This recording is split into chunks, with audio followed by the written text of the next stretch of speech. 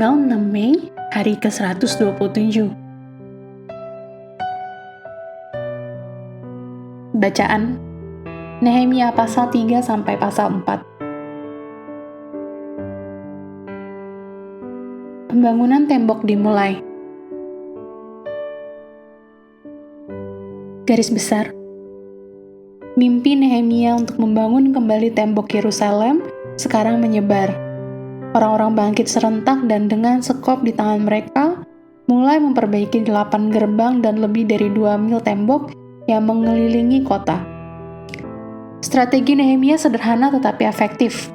Dia melibatkan setiap orang dalam pekerjaan. Untuk memastikan kecepatan dan kualitas pengerjaan, ia menugaskan setiap pekerja bagian dinding yang paling dekat dengan rumah pekerja itu sendiri. Ada banyak insentif untuk melakukan pekerjaan dengan baik ketika Anda tahu bahwa jika musuh menerobos bagian dinding yang rusak, orang pertama yang terancam adalah keluarga Anda sendiri. Tetapi kemudian seluruh proyek terancam oleh pihak luar. Ejekan yang tidak berbahaya memberi jalan kepada ancaman kekerasan dan Nehemia menanggapi hal ini dengan kombinasi doa dan persiapan.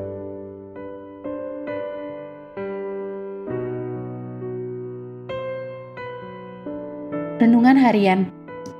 Berdoalah sesuai kehendak Tuhan, kemudian bertindaklah sesuai kehendak Anda. Kata-kata itu tidak ditemukan dimanapun dalam Alkitab, tetapi kata-kata itu mengandung banyak kebenaran.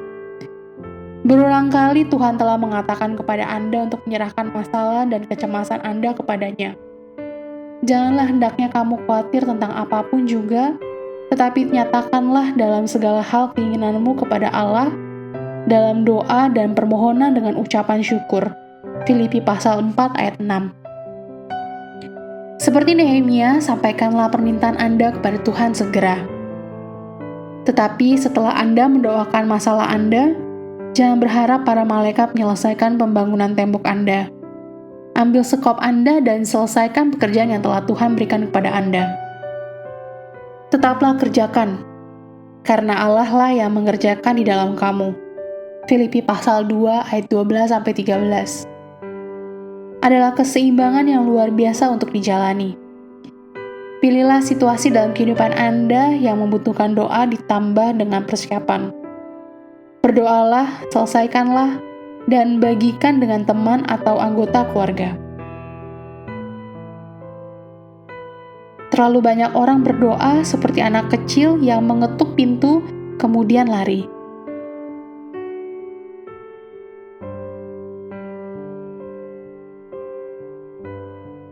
Pendalaman. Gerbang khusus untuk Tuhan, Nehemia pasal 3 ayat 29. Di antara daftar gerbang ada gerbang timur, pasal 3 ayat 29, yang melaluinya kemuliaan Shekinah, manifestasi yang terlihat dari kehadiran Tuhan, tinggal dan akan kembali. Yeskia melihat kembalinya kemuliaan Allah melalui gerbang timur, Yeskia pasal 43 ayat 1-17, untuk berdiam di tempat maha kudus di bait suci selama masa kerajaan Yehuda sebelumnya, sebagaimana ia juga telah melihat kepergian kemuliaan Allah selama kejatuhan Yerusalem.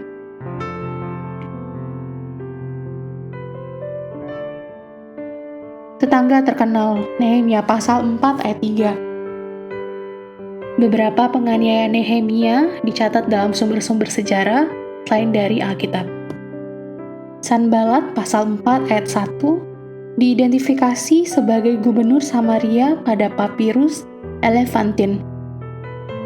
Selain itu, sebuah batu bertuliskan Tobia pasal 4 ayat 3 dalam naskah Aram kuno ditemukan di dekat Amman, Yordania.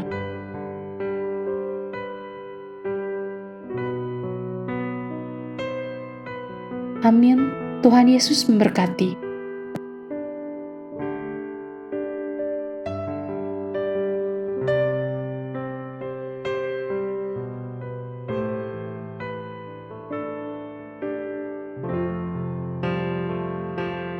Nehemia pasal 3. Para peserta dalam pembangunan. Maka bersiaplah imam besar Eliasib dan para imam, saudara-saudaranya, lalu membangun kembali pintu gerbang domba. Mereka mentahbiskannya dan memasang pintu-pintunya. Mereka mentahbiskannya sampai menara Mea, menara Hananel. Berdekatan dengan mereka orang-orang Yeriko membangun, dan berdekatan dengan orang-orang itu Zagur bin Imri. Pintu gerbang ikan dibangun oleh Bani Senaa. Mereka memasang balok-balok, lalu memasang pintu-pintunya dengan pengancing-pengancing dan palang-palangnya. Berdekatan dengan mereka, Meremot bin Uria bin Hakos mengadakan perbaikan, dan berdekatan dengan dia, Mesulam bin Berekyah bin Mezezabel. Berdekatan dengan dia, Zadok bin Baana mengadakan perbaikan, dan berdekatan dengan dia, orang-orang Tekoa. Hanya pemuka-pemuka mereka tidak mau memberi bahunya untuk pekerjaan tuan mereka. Pintu gerbang lama diperbaiki oleh Yoyada bin Pasiah dan Mesulam bin Besoja. Mereka memasang balok-balok, lalu memasang pintu-pintunya dengan pengancing-pengancing dan palang-palangnya. Berdekatan dengan mereka, Melaca, orang Gibeon dan Yadon, orang Meronot, mengadakan perbaikan beserta orang-orang Gibeon dan Mispa yang berada di wilayah kekuasaan Bupati, daerah sebelah barat sungai Efrat.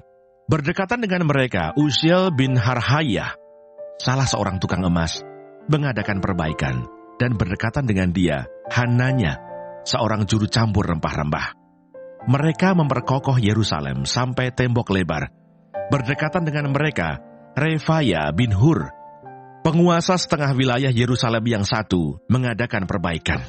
Berdekatan dengan dia, Yedaya bin Harumaf mengadakan perbaikan, tepat di depan rumahnya, dan berdekatan dengan dia, Hatus bin Hasabneah, Malkia bin Harim, dan Hasub bin Pahat Moab memperbaiki bagian yang lain dan menara perapian. Berdekatan dengan mereka, Salum bin Halohes, penguasa setengah wilayah Yerusalem yang lain, mengadakan perbaikan bersama-sama anak-anak perempuannya. Pintu gerbang lebak diperbaiki oleh Hanun dan penduduk Sanoah. Mereka membangunnya kembali dan memasang pintu-pintunya dengan pengancing-pengancing dan palang-palangnya. Pula tembok diperbaiki sepanjang 1000 hasta sampai pada pintu gerbang sampah. Pintu gerbang sampah diperbaiki oleh Malkia bin Rekab, penguasa wilayah Bet-Kerem. Ia membangunnya kembali dan memasang pintu-pintunya dengan pengancing-pengancing dan palang-palangnya. Pintu gerbang mata air diperbaiki oleh Salum bin Kolhose, penguasa wilayah Mispa. Pintu gerbang itu dibangunnya kembali, diberinya atap, dan dipasangnya pintu-pintunya dengan pengancing-pengancing dan palang-palangnya. Juga diperbaikinya tembok kolam penampung air saluran dekat Taman Raja sampai pada tangga-tangga yang menurun dari kota Daud. Di sampingnya, Nehemia bin Asbuk, penguasa setengah wilayah Betsur, mengadakan perbaikan sampai di depan pekuburan Daud dan sampai pada kolam buatan dan rumah para pahlawan. Di sampingnya orang-orang Lewi mengadakan perbaikan, yakni Rehum bin Bani, dan berdekatan dengan dia Hasabiah, penguasa setengah wilayah Kehila yang satu untuk wilayahnya. Di sampingnya saudara-saudara mereka, yakni Binui bin Henadad, penguasa setengah wilayah Kehila yang lain, mengadakan perbaikan. Berdekatan dengan dia Eser bin Yesua, penguasa Mispa, memperbaiki bagian yang berikut di depan pendakian ke gudang senjata dekat sudut. Di sampingnya Baruh bin Sabai memperbaiki bagian yang berikut dari sudut sampai pada pintu masuk rumah imam besar Eliasib. Di sampingnya Meremot bin Uria bin Hakos memperbaiki bagian yang berikut dari pintu masuk rumah Eliasib sampai pada ujung rumah Eliasib. Di sampingnya para imam, orang-orang dari lembah Yordan, mengadakan perbaikan. Di samping mereka, Benyamin dan Hasub mengadakan perbaikan di depan rumah mereka. Di samping mereka, Asaria bin Maaseah bin Anaya mengadakan perbaikan di samping rumahnya. Di sampingnya, Binui bin Henadad memperbaiki bagian yang berikut dari rumah Asaria sampai sudut dan sampai penjuru. Palal bin Usai mengadakan perbaikan di depan sudut dan di depan menara yang tinggi yang menonjol dari istana raja, dekat pelataran penjagaan. Di sampingnya, Pedaya bin Paros mengadakan perbaikan sampai di depan pintu gerbang air, di sebelah timur, dan di depan menara yang menonjol. Adapun para budak di Bait Allah tinggal di Ofel. Di samping Pedaya, orang-orang Tekoa memperbaiki bagian yang berikut dari depan menara besar yang menonjol itu sampai tembok Ofel. Mulai dari pintu gerbang kuda, para imam mengadakan perbaikan masing-masing di depan rumahnya. Di samping mereka, Zadoh bin Imer mengadakan perbaikan di depan rumahnya. Di sampingnya Semaya bin Sekanya, penjaga pintu gerbang timur. Di sampingnya Hanaya bin Selemia dan Hanun, anak Zalaf yang keenam, memperbaiki bagian yang berikut. Di samping mereka, Mesulam bin Berekyah mengadakan perbaikan di depan biliknya. Di sampingnya Malkia, seorang tukang emas, mengadakan perbaikan sampai pada rumah para budak di Bait Allah dan para pedagang di depan pintu gerbang pendaftaran dan sampai pada kamar atas di penjuru. Lalu antara kamar atas di penjuru dan pintu gerbang domba, para tukang emas dan para pedagang mengadakan perbaikan.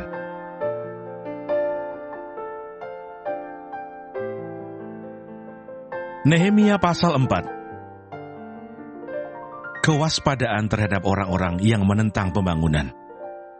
Ketika Sanbalat mendengar bahwa kami sedang membangun kembali tembok, bangkitlah amarahnya dan ia sangat sakit hati.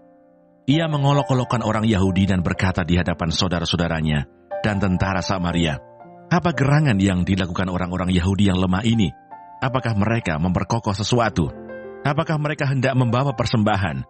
Apakah mereka akan selesai dalam sehari? Apakah mereka akan menghidupkan kembali batu-batu dari timbunan puing yang sudah terbakar habis seperti ini?" Lalu berkatalah Tobia orang Amon itu, yang ada di dekatnya, "Sekalipun mereka membangun kembali, kalau seekor anjing hutan meloncat dan menyentuhnya, robohlah tembok batu mereka. Ya Allah kami, dengarkanlah bagaimana kami dihina. Balikkanlah cercaan mereka menimpa kepala mereka sendiri, dan serahkanlah mereka menjadi jarahan di tanah tempat tawanan. Jangan kau tutupi kesalahan mereka, dan dosa mereka jangan kau hapus dari hadapanmu. Karena mereka menyakiti hatimu dengan sikap mereka terhadap orang-orang yang sedang membangun. Tetapi kami terus membangun tembok sampai setengah tinggi dan sampai ujung-ujungnya bertemu, karena seluruh bangsa bekerja dengan segenap hati." Ketika Sanbalat dan Tobia serta orang Arab dan orang Amon dan orang Asdod mendengar bahwa pekerjaan perbaikan tembok Yerusalem maju dan bahwa lobang-lobang tembok mulai tertutup, maka sangat marahlah mereka. Mereka semua mengadakan persepakatan bersama untuk memerangi Yerusalem dan mengadakan kekacauan di sana. Tetapi kami berdoa kepada Allah kami dan mengadakan penjagaan terhadap mereka siang dan malam karena sikap mereka. Berkatalah orang Yehuda, "Kekuatan para pengangkat sudah merosot dan puing masih sangat banyak. Tak sanggup kami membangun kembali tembok ini." Tetapi lawan-lawan kami berpikir, mereka tidak akan tahu dan tidak akan melihat apa-apa sampai kita ada di antara mereka, membunuh mereka, dan menghentikan pekerjaan itu. Ketika orang-orang Yahudi yang tinggal dekat mereka sudah 10 kali datang memperingatkan kami, mereka akan menyerang kita dari segala tempat tinggal mereka. Maka aku tempatkan rakyat menurut kaum keluarganya dengan pedang, tombak dan panah di bagian-bagian yang paling rendah dari tempat itu, di belakang tembok, di tempat-tempat yang terbuka. Kuamati semuanya, lalu bangun berdiri dan berkata kepada para pemuka dan para penguasa dan kepada orang-orang yang lain, "Janganlah kamu takut terhadap mereka. Ingatlah kepada Tuhan yang maha besar dan dahsyat, dan berperanglah untuk saudara-saudaramu, untuk anak-anak lelaki dan anak-anak perempuanmu, untuk istrimu dan rumahmu." Ketika didengar musuh kami bahwa rencana mereka sudah kami ketahui dan bahwa Allah telah menggagalkannya, maka dapatlah kami semua kembali ke tembok, masing-masing ke pekerjaannya. Sejak hari itu sebagian daripada anak buahku melakukan pekerjaan, dan sebagian yang lain memegang tombak, perisai, dan panah, dan mengenakan baju zirah. Sedang para pemimpin berdiri di belakang segenap kaum Yehuda yang membangun di tembok.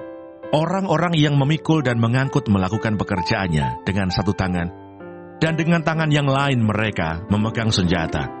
Setiap orang yang membangun bekerja dengan berikatkan pedang pada pinggangnya, dan di sampingku berdiri peniup sangkakala.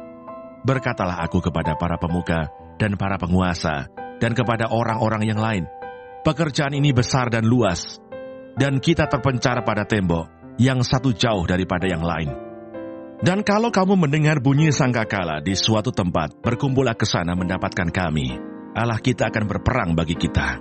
Demikianlah kami melakukan pekerjaan itu, sedang sebagian daripada orang-orang memegang tombak dari merekahnya fajar sampai terbitnya bintang-bintang. Pada waktu itu juga aku berikan perintah kepada rakyat. Setiap orang dengan anak buahnya harus bermalam di Yerusalem, supaya mereka mengadakan penjagaan bagi kami pada malam hari dan melakukan pekerjaannya pada siang hari. Demikianlah aku sendiri, saudara-saudaraku, anak buahku, dan para penjaga yang mengikut aku. Kami semua tidak sempat menanggalkan pakaian kami. Setiap orang memegang senjata dengan tangan kanan.